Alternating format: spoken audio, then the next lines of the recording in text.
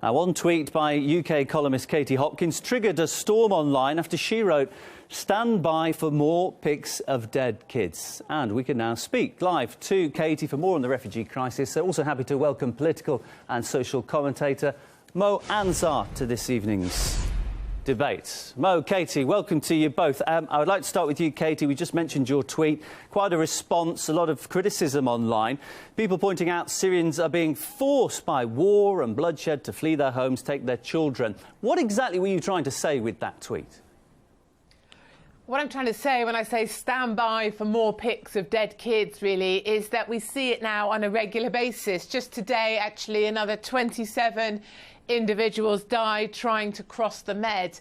And I think, really, we've had a year of this now where we've done nothing. There is no solution being presented. I've always argued the case that the only way to stop people dying in the Med is to get onto Turkey's borders, to get onto Turkey's coastline and stop the boats. I've always said, stop the boats. And we're not stopping them. And as another 100,000 Syrian refugees move towards Turkey, that guarantees another supply of refugees across the Med as soon as the weather gets a little bit warmer. But, Katie, if you think back to the original horrific picture, 3-year-old Alan Kurdi, who died on the beach in Turkey. Now, his family actually applied for asylum in Canada. They were refused. So if they'd been granted asylum, he could still be alive. Isn't that the way to solve the problem, by actually granting asylum, not turning them away? I think you've bought all of the stories that you've read in the media. I don't think you've looked beyond the headlines. You know, ultimately that family was safe in Turkey. And if you've reached a safe space, surely you should stay there. They wanted to leave to look for a better life. I accept that. But that picture was also staged and taken by a woman, because women know the impact of looking at little feet. What it did, of course, was made that politicians made decisions with their heads, with their hearts, sorry, not their heads. And we need people to make strong decisions with their heads, not with their hearts, because they've seen a picture of a small drowned child. Well, you say it's staged, but he was a dead child, and there's nothing you can stage about that. Nothing changes that, no matter what you do. Nothing changes that, and nothing changes the child that was washed up on the beach the other day as well, and nothing will change the next one, because we're not stopping this. No one's doing anything about it. It's OK to criticise me. I'm the one that writes the columns about it, but ultimately we need people to take action, and no action is being taken, and we've got Merkel, the mother of all migrants, welcoming them in and encouraging them to make that dangerous crossing. Although she is somewhat changing a tune of late. Let's move on to Mohammed Ansar now. Well, funnily enough, yes. Yeah, Mohammed, I'd just like to move on. We've covered a number of rape attacks by refugees. Most recently, the horrific case of a 10-year-old boy raped at a pool in Vienna. And today, his mother, who is an immigrant herself, has become very hostile to asylum seekers. So you're seeing some cases of immigrants actually becoming hostile to other aspiring immigrants. You can't blame them in this situation, can you? No, absolutely not. And, you know, stop the press. Guess what? Immigrants sometimes commit crimes too. In the UK, we have something like on a daily basis the rape and sexual abuse of 200 women and 50 children every single day. Let's not pretend for a second that this is caused by immigrants and waves of cockroaches, as I think Katie's spoken about them in the past, of migrants coming here. I mean, the dehumanisation and the othering of immigrants, of foreigners, of Muslims coming into Europe, the xenophobia. Katie herself has said, show me the bodies floating in the water, play violins, show me skinny people looking sad, I still don't care. And she's also called for gunships to force migrants back. This kind of peddling of hate and hysteria, the idea that immigrants are somehow super sexualised, that they're committing crimes on a greater level than Europeans themselves are committing crimes, that there's no room, that they are an economic burden, all of these kind of things are myths and fables and hysteria and hate and prejudice that the likes of Katie and the far right are very, very happy to peddle. Katie, surely you must agree with that in some sense. You can't believe that all immigrants are criminals and rapists. They're no worse than anybody else, surely. I think there's no way, there's no chance I'll ever agree with a single word that comes out of Mo's little face. You know, ultimately, what he loves to do is sling a label around: xenophobe, far right, Islamophobe. Get ready for it, because he loves to label people. I'm not from the far right. You know what? If the label sticks, wear it, Katie. If the label sticks, wear it. Do you mind? Do you mind, Mo? You can throw labels all you want, but they mean nothing to me. I'm a hard-working British taxpayer, and taxpayers do not want to fund migrants who are coming to our countries and show no gratitude whatsoever for the fact that we have welcomed them in. We had a situation on New Year's Eve where 500 women were assaulted in one way or another, and the police said, do you know what, the evening passed off calmly, the evening passed off well. This whole idea we have to repress bad stories about migrants, and we can only speak about them in terms of kind of ultimate welcome, and we can only speak about migrants with reverence. I don't buy into that one jot. And just because, as Mo says, women are attacked in the UK doesn't make it right. More rapes do not make it right. They make those rapes wrong, but they make rapes by migrants even worse. But a guy raping a 10-year-old and saying it was because he hadn't had sex for 4 months. Are you really defending that, Mo Ansar? Because you should be ashamed. Do you Stop believe saying my that name. immigrants are more likely to commit criminal acts than natives? Is that what you're saying? Absolutely, I'm saying that. It's shown to be true in the statistics. I think culturally the two don't map together. They have no respect for white women whatsoever. They do not have respect for me. I'm a dirty Kafir as far as they're concerned. They call me a whore, and they'd be happy to use me at their will. And I don't want myself nor my daughters exposed to those type of gentlemen. And gentlemen they are not. I assume you've got some response Katie, to that, Mo. I'm the son of... He has nothing. He has nothing but labels. Katie, don't shout over the top there. Have some respect. This is the British democratic values and liberal values, Katie. Katie, at the end of the day, I'm British, I'm a Muslim, I'm the son of an immigrant, I'm married to an immigrant, my father's an immigrant. I won't keep on going on about immigration. That's fantastic. Katie, the kind of hate and hysteria that you peddle Do you want an award is the for being kind a of Muslim, stuff Mo? that gets people... The kind of hate and hysteria that you peddle is the kind of stuff that gets you sacked from your column, all right? The kind of hate and hysteria that you peddle is the kind of stuff that gets you chucked off this morning. Katie, the point is that people won't listen to you anymore. You don't have a credible voice. You have far more... Well, whether you've been sacked or not, the point is you don't work for them anymore, Katie, right? Mo, Katie, I'd just like to ask Katie... Katie's an extremist. Mo, let me just ask Katie a question. She's made it very clear that she doesn't want immigrants coming across to the UK. What I would ask is, because there was a UN report, it was just over a year ago, but things haven't changed so much in terms of age groups, that more than 50% of immigrants, refugees around the world are aged under 18, that almost 40% of them are under 11. You've got children. Surely you must think that it's a good idea to help children, and there's a large percentage of them who need help and need protecting from war zones, from threats to their lives. Of course, and you can put your violin away now, but frankly, I think what's really important is that we send financial aid to Syria in order to try and keep people in location. We look after them in location and they can return to the country that they love.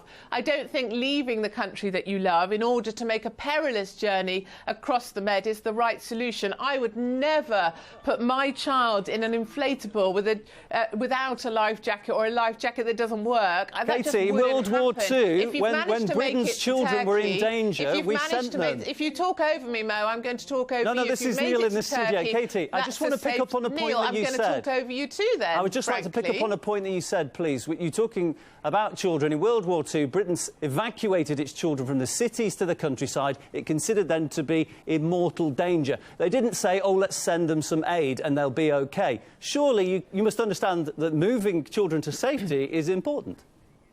I do, and that's why we've just given €3 billion to Turkey to say, look, Turkey, we need your help, we need you to build accommodation, we need you to build schools, and these children need to be in schools. But once you've reached a safe destination, you need to stay there, and it's the reason we've given them so much funding. What you don't want to do is put your small baby into an inflatable where they will die, and you don't need to come to Greece, and you don't need to come to the mainland of Europe. Now, what we have a problem with, given that you mentioned World War II, is Germany is so desperate to make up for its past that it feels that it has to welcome all migrants, and that's the very reason they started coming here. We have turned a trickle into a flood, and that flood has to be stopped, and I don't see many people, including Mr. Ansar, with any solutions to the issue. Mohammed, I'd just like to move the topic slightly. A recent survey in France asked people how they'd react if their children were to marry Muslims. More than half of those surveyed said they would be against it. Is this not a strong sign that the anti-Muslim sentiment is not being tackled effectively?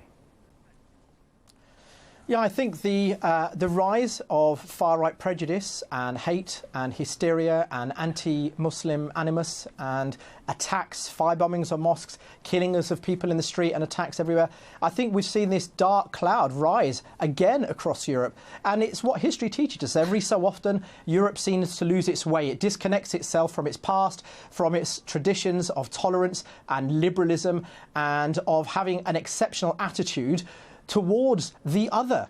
And I think this is exactly the kind of hate and hysteria and right-wing rhetoric that we're seeing. The fact that many people in Europe today, and certainly in Britain, are swayed by disgusting, xenophobic, hate-filled arguments by the likes of Katie Hopkins and the far right and Pegida and the BNP and the English Defence League. And I do hold governments complacent here, and I do hold governments responsible here for their complacency and their acquiescence. We need to clamp down on this kind of hate speech. We have a great tradition of reaching out to immigrants, people in need, of humanitarian efforts throughout the Second World War, and the idea that Muslims are somehow the other, I think is terrible.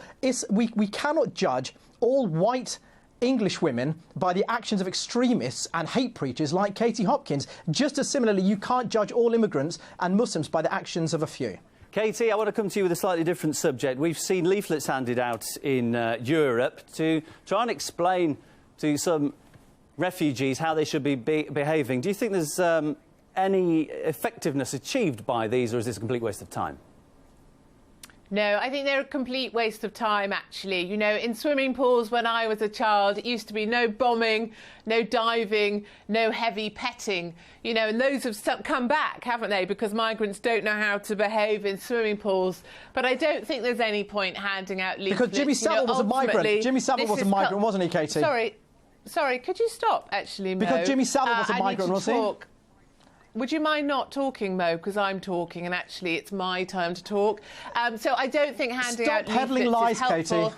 Because this is, would you mind, Mo?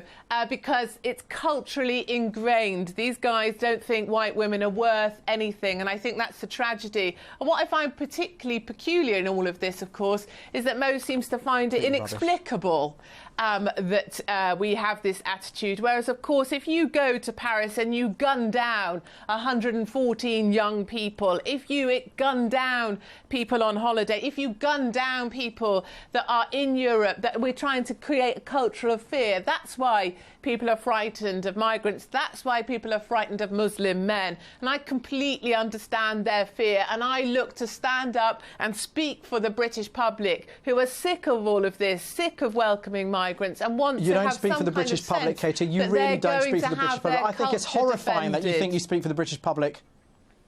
Katie, it's horrifying that you think you speak for the British public. Over and over again, we find that your views are complete anathema.